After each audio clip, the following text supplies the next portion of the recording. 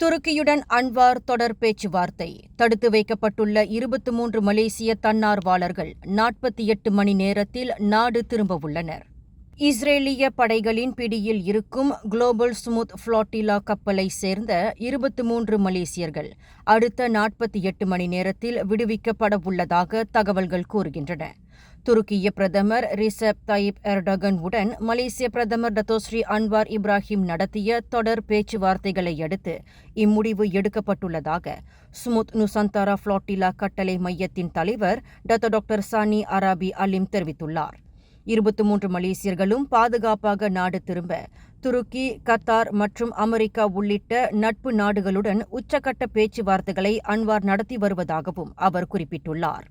இந்நிலையில் இப்பேச்சுவார்த்தைகள் வெற்றியடையும் பட்சத்தில் 23 மலேசியர்களும் அங்காரா அல்லது இஸ்தாம்புல் வழியாக மலேசியாவை வந்தடைவார்கள் என்றும் சானி அராபி தெரிவித்துள்ளார். இதனிடையே 23 மலேசியர்களும் நாடு திரும்பும் வரையில் அவர்களின் குடும்பத்தினர் தங்கும் விடுதிகளில் தங்க வைக்கப்பட்டு அவர்களுக்கு உடனுக்குடன் தகவல்கள் அளிக்கப்பட்டு வருவதாகவும் சானி அராபி குறிப்பிட்டுள்ளார். மேலும் செய்திகளை தெரிந்து கொள்ள கீழே இருக்கும் பெல் பட்டனை அழுத்துங்கள். உங்கள் மகிழ்ச்சியை வெளிப்படுத்த லைக் மற்றும் ஷேர் செய்யுங்கள். தொடர்ந்து திசைகளோடு இணைந்திருக்க சப்ஸ்கிரைப் செய்யுங்கள்.